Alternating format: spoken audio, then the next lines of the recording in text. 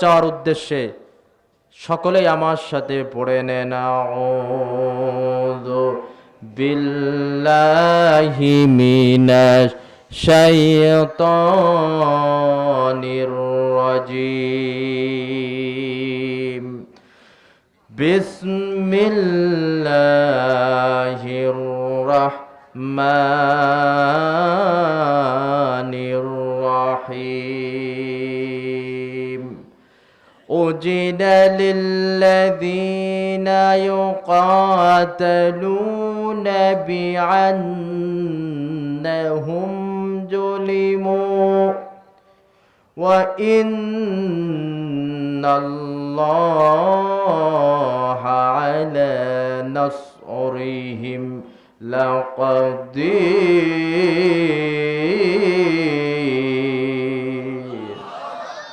صدق الله العظيم সূরাতুল হাজ তাফসীরের বিষয় ষষ্ঠ রুকুর ৩৯ থেকে ৪৮ নম্বর আয়াত, 10টি আয়াত। প্রথম যে আয়াতটি আমি তেলাওয়াত করেছি আপনাদেরকে নিয়ে, আসুন আল্লাহ তাআলা এখানে কি বলছেন। এই আয়াতে আল্লাহ যতগুলো ফেল ব্যবহার করেছেন সবগুলোই ফেলে মাজহুল ব্যবহার করেছেন। আল্লাহ বলছেন উজিনা, অনুমতি দেওয়া হলো, লিল্লাযীনা ইউকাতালুনা, ইউকাতালুনা উজিনা সবগুলোই মাজহুলের সিগা। অনুমতি দেওয়া হলো তাদেরকে যুদ্ধ করার, তাদেরকে যুদ্ধ করার অনুমতি দেওয়া হলো বিআন্নাহুম জুলিমু, এটাও মাজহুল। যাদের উপরে অত্যাচার করা হয়েছে তাদেরকে যুদ্ধ করার অনুমতি দেয়া হলো। ওয়া ইন্নাল্লাহা, আর নিশ্চয় আল্লাহ, আলা নাসরিহিম লাকাদির, আল্লাহ সাহায্য দানে সক্ষম। সাহায্য করার মালিক একমাত্র কে? সাহায্য আসবে কার পক্ষ থেকে? আর আল্লাহর পক্ষ থেকে যখন সাহায্য আসবে তখন মানুষ বুঝতেই পারবে না এই সাহায্যের ওয়েট, এই সাহায্যের শক্তি কত বড় হতে পারে, ঠিক কিনা বলেন? এই আয়াত নাজিলের একটি প্রেক্ষাপট আছে। কোন প্রেক্ষাপটে এই আয়াতটি নাজিল করা হলো? প্রিয় উপস্থিতি, রাসূল করিম সাল্লাল্লাহু আলাইহি ওয়াসাল্লামের গোটা জীবন একটা বিপ্লবী জীবন।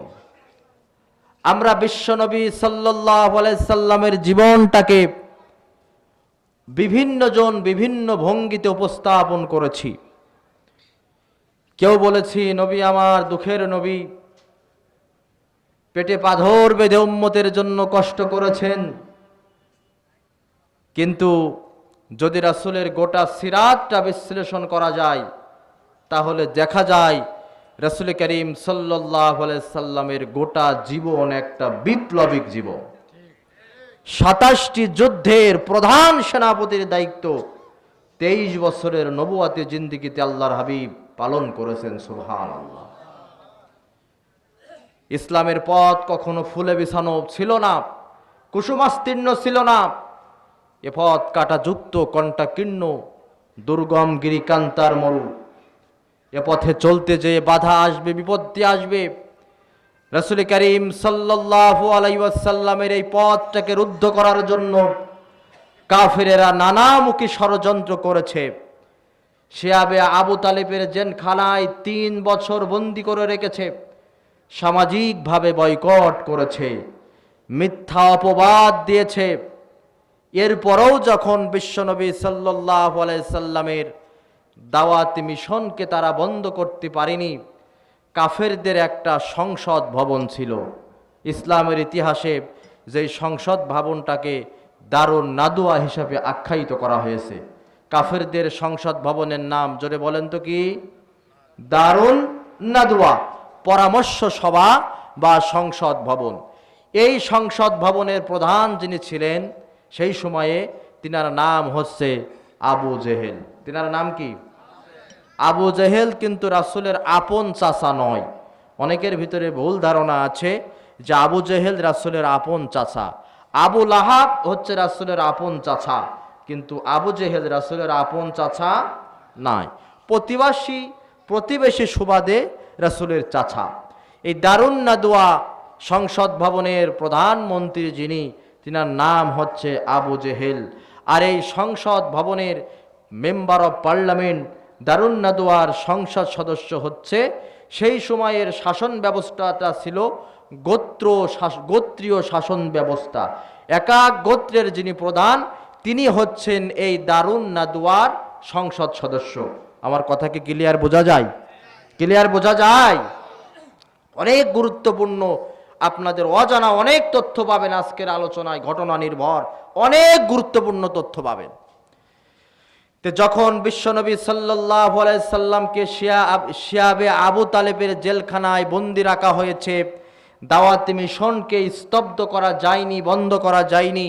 কাফেরেরা দারুন নাদওয়ার সেই সংসদ ভবনে তারা বৈঠক করছে, কি করা যায়, কিভাবে মুহাম্মদের এই দাওয়াতি মিশনটাকে বন্ধ করা যায়, তাকে কিভাবে দমন করা যায়।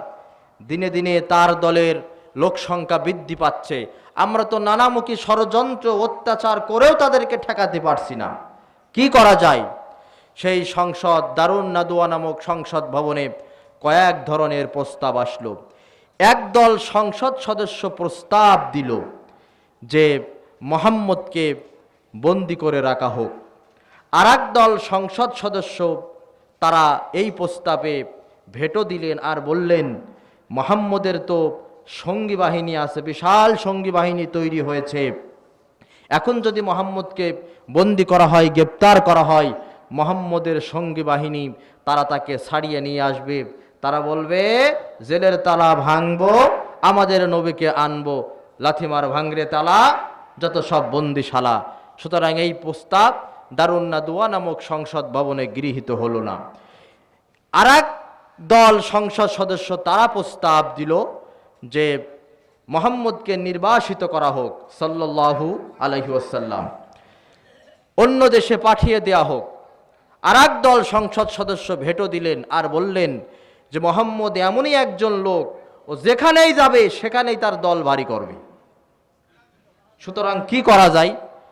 আবু জেহেল তখন বলছে, শোনো, আমি তোমাদের একটা প্রস্তাব দিই, আমার প্রস্তাবটা তোমাদের কেমন লাগে তোমরা আমার প্রস্তাব শুনে উত্তর দিবে। সেটি হচ্ছে, তোমরা যেই যেই গোত্রের গোত্রীয় প্রধান, তোমরা সকলেই তোমাদের নির্বাচিত এলাকায় ফিরে যাও। সেই নির্বাচিত এলাকায় ফিরে যেয়ে তোমাদের গোত্র থেকে, প্রত্যেক গোত্র থেকে একজন শক্তিশালী ধুরন্ধর দুর্ধর্ষ মাস্তান, একটা যুবক তোমরা সংগ্রহ করবা, প্রত্যেক গোত্র থেকে একটা যুবক রেডি রাখবা, রাতের বেলায় অতর্কিত হামলা করে মুহাম্মদকে আমরা হত্যা করে দুনিয়ার মাঝখান থেকে বিদায় করে দেব। আবু জেহেলের এই প্রস্তাব সকলের ভালো লাগলো, ঠিক আছে তাই হোক। এই মোতাবেক প্রত্যেক গোত্র থেকে দুর্ধর্ষ ধুরন্ধর মস্তান যুবক সেট করা হলো, দিনক্ষণ সেট করা হলো। আল্লাহ সুবহানাহু ওয়া তাআলা সূরাতুল আনফালের 30 নম্বর আয়াতে, সেই সময়ে দারুন নাদওয়া নামক সংসদ ভবনে সংসদ সদস্যরা আবু জেহেলের নেতৃত্বে বিশ্বনবী সাল্লাল্লাহু আলাইহি সাল্লামের বিরুদ্ধে যে ত্রিমুখী ষড়যন্ত্র করল, আল্লাহ রব্বুল আলামিন ওহীর মারফত নবীকে জানিয়ে দিলেন, ওয়াইদ ইয়ামকুরু বিকাল্লাযীনা কাফারু লিইসবিতুকা আও ইয়াকতুলুকা আও ইখরিজুকা ওয়ায়ামকুরুল্লাহ ওয়াল্লাহু খায়রুল মাকিরিন।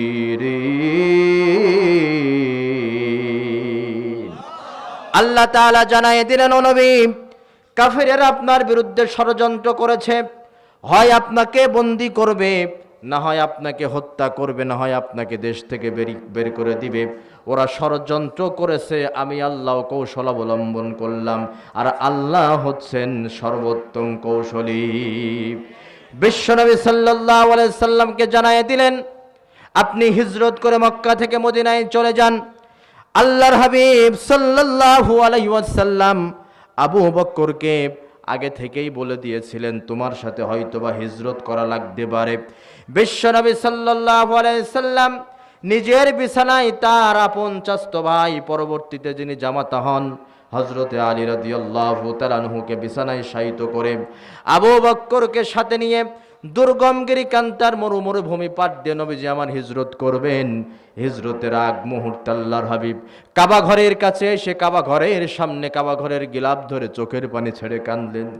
দেশপ্রেম যে ইমানের অঙ্গ, আল্লাহর হাবিব সাল্লাল্লাহু আলাইহি সাল্লামের ভিতরে যে দেশপ্রেম ছিলেন, কাবা ঘরে আল্লাহর হাবিব সাল্লাল্লাহু আলাইহি সাল্লাম হিজরতের আগ মুহূর্তে রাতের বেলায় কাবা ঘরের সামনে এসে চোখের পানি ছেড়ে কাঁদে। কাবারে ও খানাই কাবা, ইচ্ছা ছিল জীবনভর তোর খেদমত করব, তোর ইবাদত করব, কিন্তু তোর এই দুষ্ট ছেলেরা এই মক্কার বুকে আমাকে থাকতে দিল না। হিজরতের নির্দেশ এসেছে।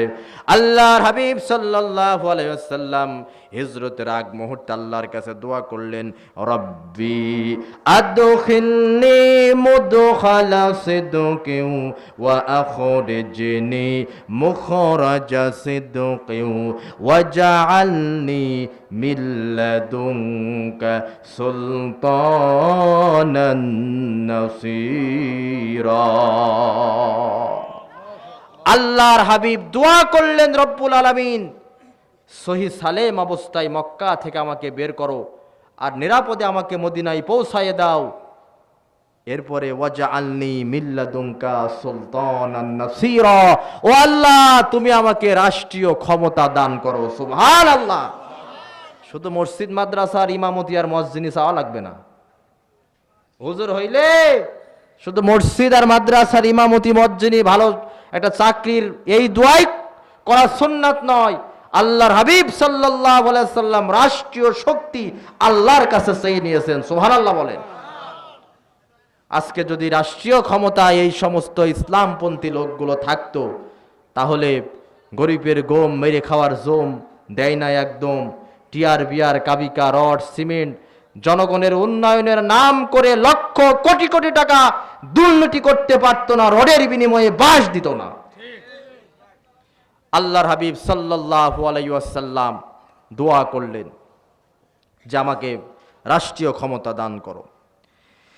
রাসূল করিম সাল্লাল্লাহু আলাইহি সাল্লাম যখন মক্কা থেকে মদিনার উদ্দেশ্যে বের হলেন, আবু বকর রাদিয়াল্লাহু তাআলা আনহু তার সঙ্গে আবু বকর রাদিয়াল্লাহু তাআলা